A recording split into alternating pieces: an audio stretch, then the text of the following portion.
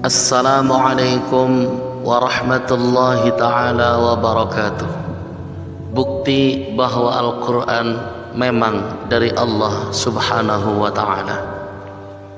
Jika orang bertanya kepadamu, apa buktinya bahwa Al-Quran itu memang dari Allah subhanahu wa ta'ala, pencipta jagat raya ini, dan bukan sekedar karangan Muhammad sallallahu alaihi wasallam, maka dengan tersenyum ramah jawablah, insya Allah saya akan jawab secara ilmiah.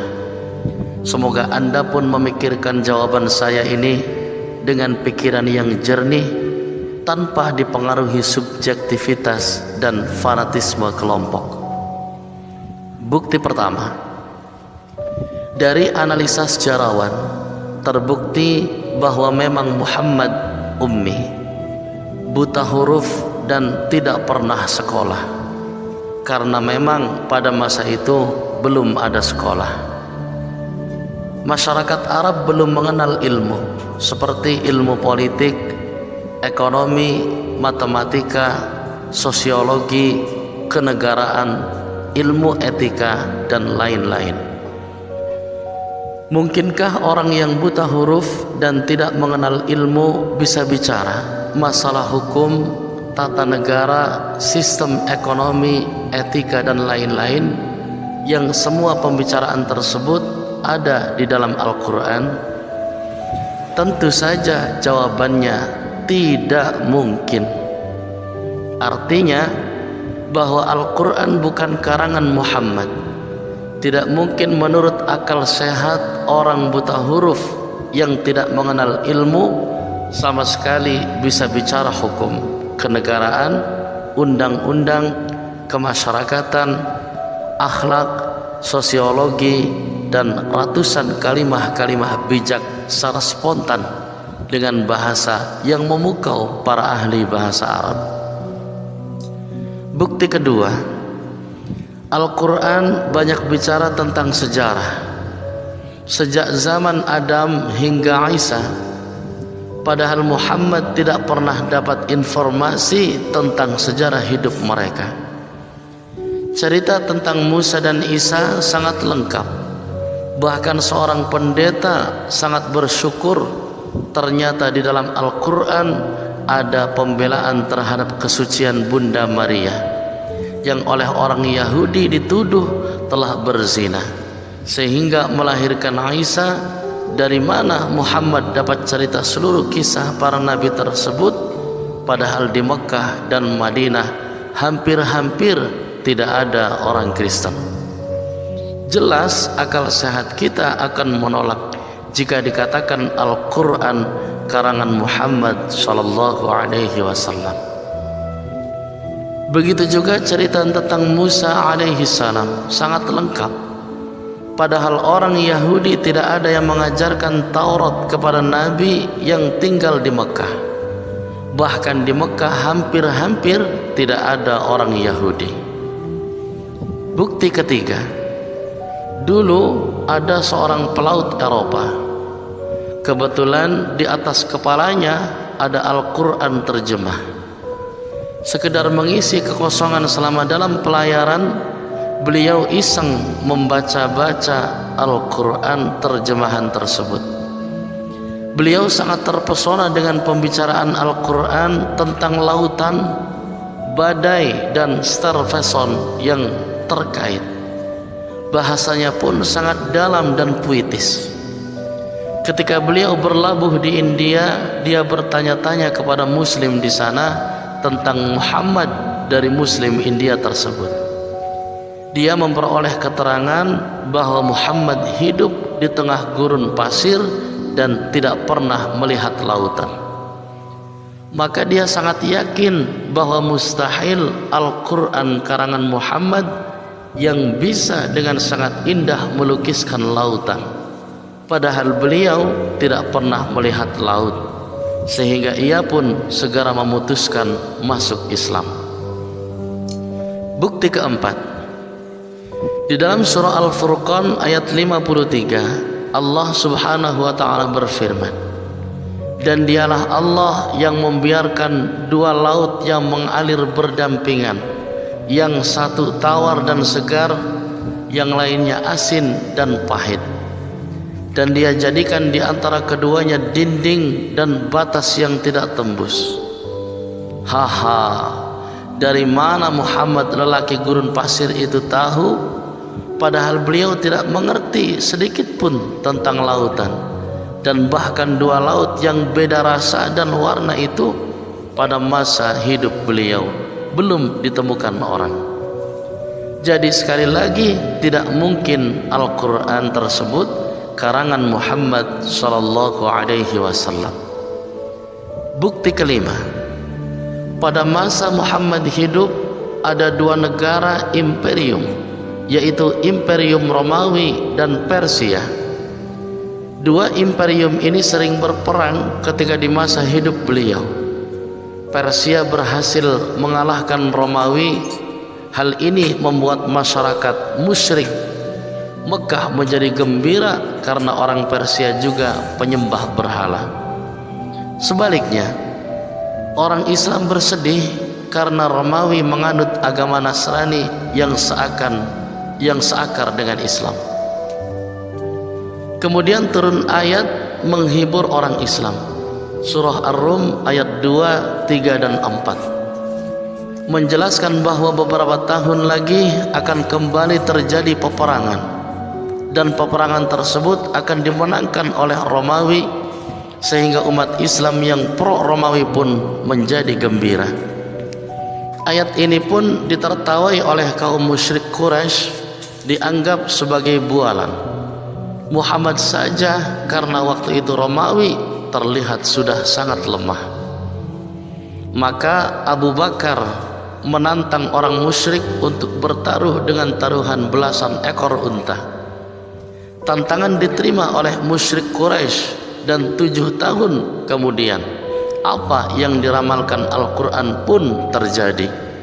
Romawi kembali perang dengan Persia dan peperangan dimenangkan orang Romawi.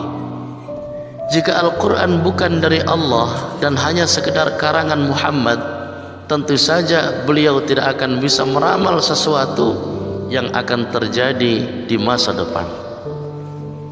Bukti keenam, seluruh ahli bahasa dan ahli syair dari kalangan musyrik Quraisy mengakui secara jujur bahwa kalimat-kalimat Al-Quran sangat tinggi kandungannya, sangat indah susunan kata-katanya, dan sangat memukau. Tidak ada sebelumnya kalimat-kalimat cerita, nasihat, dan kalimat berita yang ditulis manusia yang sebagus Al-Quran. Sampai-sampai orang Quraisy pun menjuluki Muhammad sebagai tukang sihir, yang kata-katanya bisa memukau semua orang. Dan bukti yang lebih mencengangkan lagi dari jutaan kitab yang pernah ada di dunia ini, hanya Al-Quranlah satu-satunya kitab yang bisa dihafal secara pas, kata demi kata, oleh jutaan orang.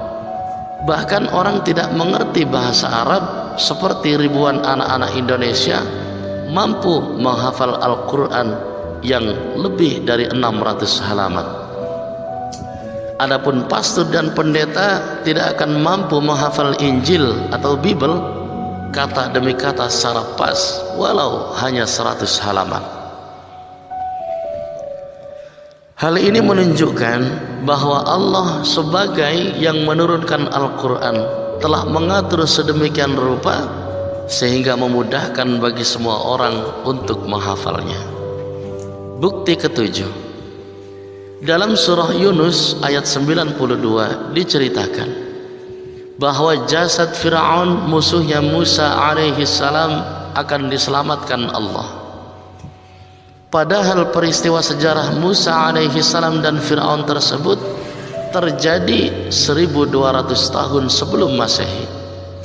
Pada awal abad ke-19 tahun 1896, seorang ahli purbakala, Loret, menemukan di lembah raja-raja Luxor Mesir satu mumi yang dari data-data sejarah terbukti bahwa ia adalah Fir'aun yang bernama Maniplah.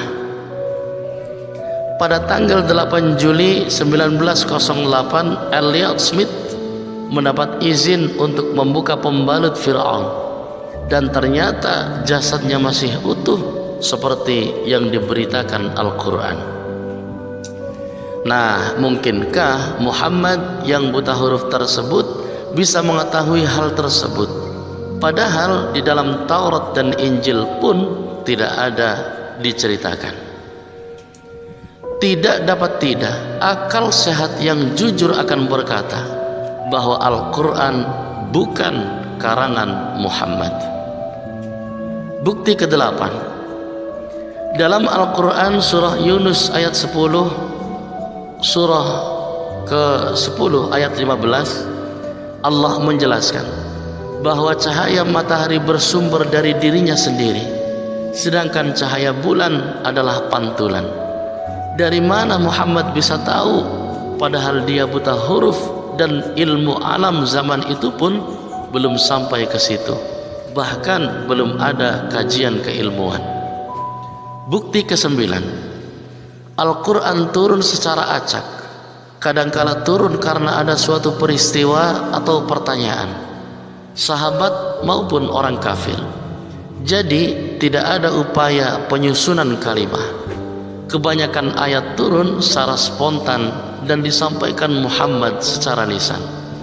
Namun yang terjadi sangat mencengangkan, bahwa banyak terdapat keharmonisan yang di luar nalar manusia. Dari hasil studi bertahun-tahun, Syekh Abdul Razak Naufal menemukan hal-hal yang menakjubkan yang kemudian ia paparkan dalam kitab yang ia tulis, Mukjizat Al-Quranul Karim.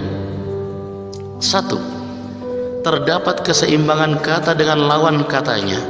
Al-Haya hidup dan Al-Maut mati disebut sama-sama 145 kali.